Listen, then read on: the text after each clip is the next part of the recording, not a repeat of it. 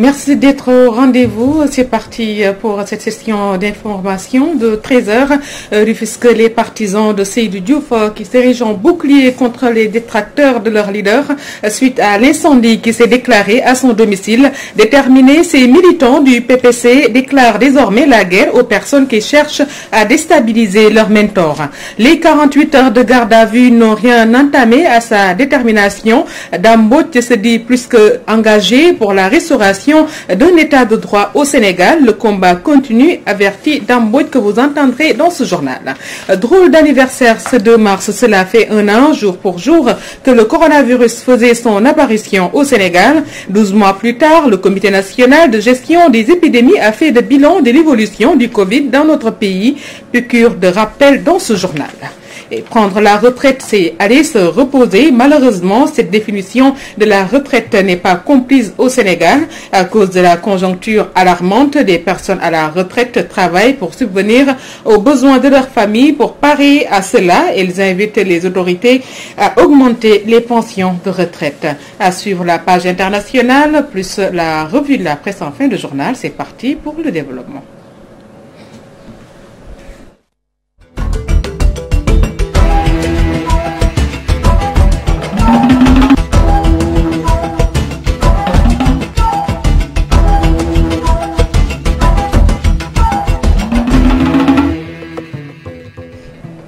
Bonjour à toutes et à tous, soyez les bienvenus. Incendie à la maison de Seydou Diouf, les militants du PPC condamnent. Ils veulent cependant être désormais servir de bouclier contre leur mentor pour garantir sa sécurité. Les réactions sont recueillies dans ce vox pop réalisé par Najib Sagna. Nous voulons tout son attachement face à cette barbarie qui ne dit pas son nom.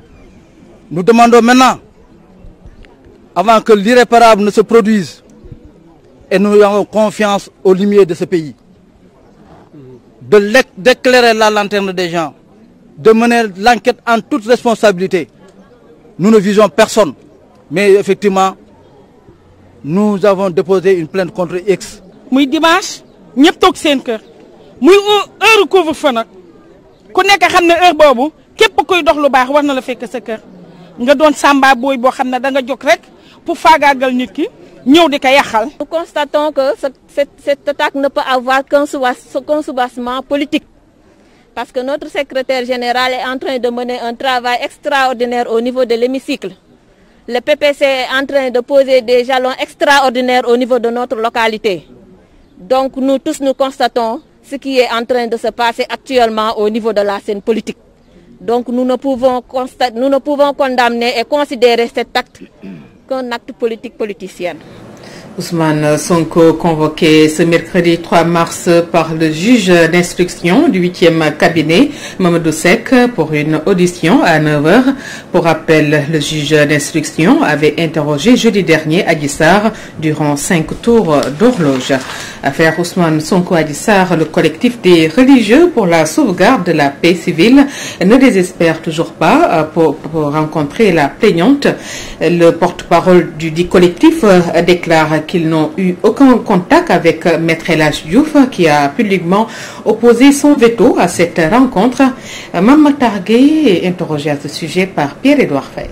Je l'ai appris en même temps que vous ce matin à travers les médias en ligne. Voilà. Mais nous, on n'a pas, depuis le début de cette affaire, contacté Maître El Hadji Diouf. Mais c'est plutôt un autre avocat que nous connaissons très bien pour avoir travaillé avec lui dans le cabinet de Maître Hassim Touré, qui a été pendant 25 ans l'avocat de Jamra. Alors je veux parler de Maître Abidji Ali Kane. Donc c'est avec lui que nous avons pris langue. Et voilà, nous sommes en attente de son retour parce qu'il avait promis après la journée du lundi pour qu'on se reprenne au téléphone aujourd'hui, ce mardi. Voilà, mais El Hadji Diouf, nous n'avons pas eu de contact avec lui. Mais nous ne le condamnons pas, nous ne le critiquons pas pour la sortie qu'il a eu à faire. C'est son droit le plus absolu, il est dans son rôle d'avocat. Hein. Lui, son élément naturel, c'est d'évoluer dans le prétoire, n'est-ce pas, dans les juridictions. Nous, notre milieu naturel d'évolution, c'est d'offrir nos bons offices et de faire en sorte que la paix, que la stabilité sociale et la paix civile soient préservées. Donc chacun est dans son rôle.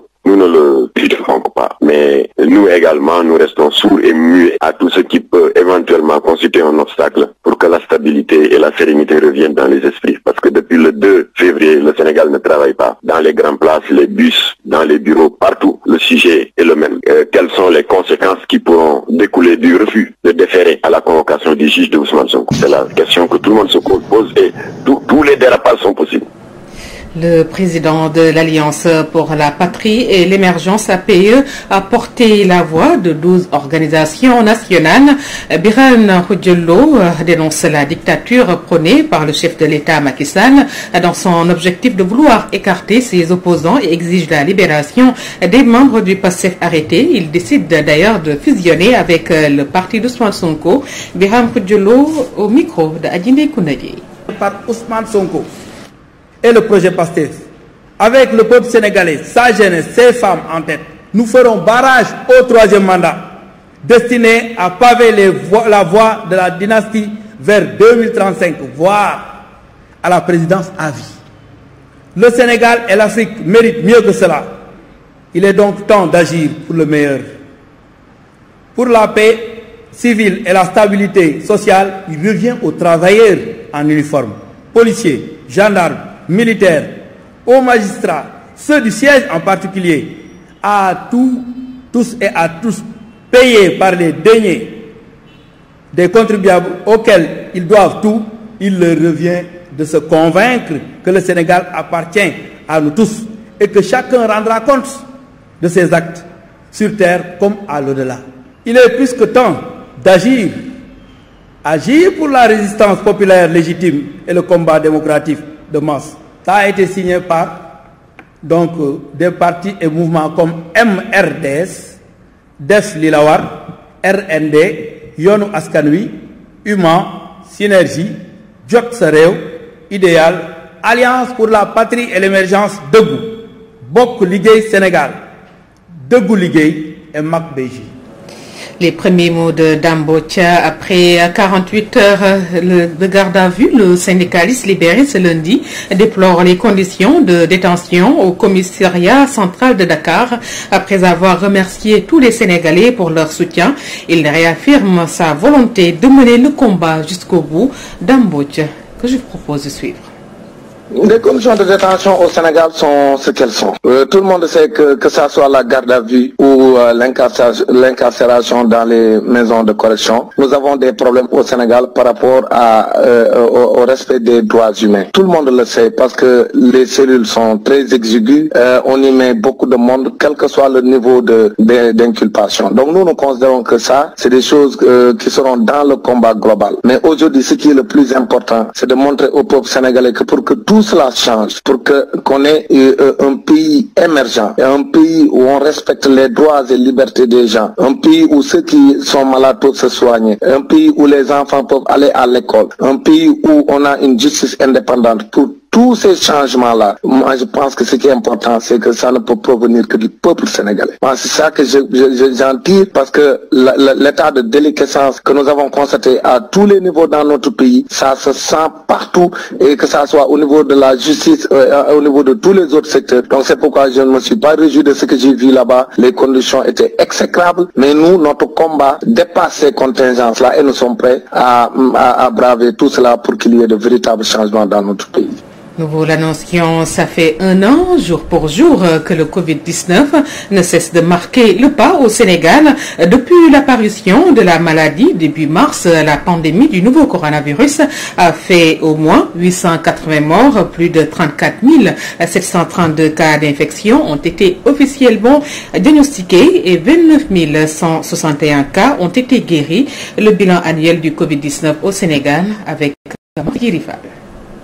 La cellule d'alerte du ministère de la Santé et de l'Action sociale a été contactée par une structure médicale privée de la place au sujet d'un patient de nationalité française. Les résultats des tests effectués par l'Institut Pasteur de Dakar se sont avérés positifs. Une nouvelle qui a apeuré tout un peuple. Le 2 mars 2020, le Sénégal annonce son premier cas de coronavirus. Il s'agit d'un Français qui est rentré à Dakar sur un vol en provenance de France. Le coronavirus est devenu alors l'ennemi à abattre. Hommes politiques, artistes, journalistes et tous les acteurs de la société en général ont accordé leur violon pour participer à l'effort de guerre. Après Dakar, des zones comme Thiès, Touba restent les plus touchées. Les effets socio-économiques se sont fait vite ressentis. Les salles de spectacle ont baissé les rideaux. Certaines entreprises n'ont pas réussi à surmonter le choc des mélanges qui peinent à joindre les deux bouts. Et pour aider ces derniers à garder la tête hors de l'eau, l'État du Sénégal pose des actes à travers un programme d'urgence d'appui à la riposte Covid-19. Un programme qui a soulevé moult polémiques sur sa gestion. Autre acte posé par l'État, l'état d'urgence suivi de couvre-feu. Avec ces nombreuses manifestations, il continue, mais cette fois-ci, il est dit sanitaire et concerne les régions de Dakar et Thiès. Le Covid-19 a fait 880 morts au Sénégal depuis que le ministère de la Santé et de l'Action sociale a fait état de l'apparition de la maladie début mars. Plus de 34 732 cas d'infection ont été officiellement diagnostiqués, 29 161 cas guéris. Le Covid-19 ne cesse donc pas de marquer le pas et prend des proportions inquiétantes. Mais un espoir est né. Le vaccin. Le Sénégal a démarré sa campagne de vaccination contre le Covid-19 avec Sinopharm. Mais en attendant, le respect des mesures barrières s'impose. De mars 2020, de mars 2021, un an que le Sénégal a créé son premier cas de Covid-19. Cette épidémie qui faisait des ravages dans les pays occidentaux s'invita dans notre pays pour le plus grand désarroi des Sénégalais qui, un an après, apprennent toujours à vivre avec cette pandémie. Leur réaction dans ce Vox Pop réalisé par Myaké Mbaye. Quand j'ai appris que le Sénégal avait enregistré son premier cas de coronavirus, j'étais dans une consternation totale. J'avais peur, mais avec le temps, on a appris à vivre avec. On peut dire qu'il y a de la politique, mais le Covid existe et nous devons nous vacciner. Nos médecins sont des professionnels, alors s'ils ont validé le vaccin, c'est parce que c'est fiable. Scientifique, nul à ce point, nous vaccinons le bon. Nous avons vécu cette journée avec beaucoup de tristesse. Avant que le Covid ne vienne au Sénégal, nous entendions les ravages qu'il faisait à l'extérieur. De mars 2020 à nos jours, nous sommes toujours dans le respect des mesures barrières, mais nous sommes vraiment fatigués. Je ne pense pas me faire vacciner. C'est pas parce que j'ai peur, mais je ne suis pas rassurée.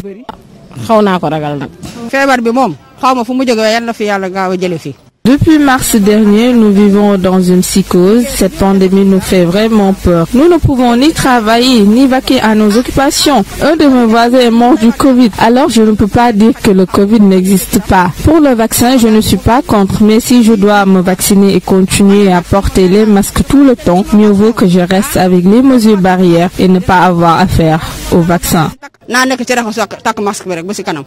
Corona, je me à 100%.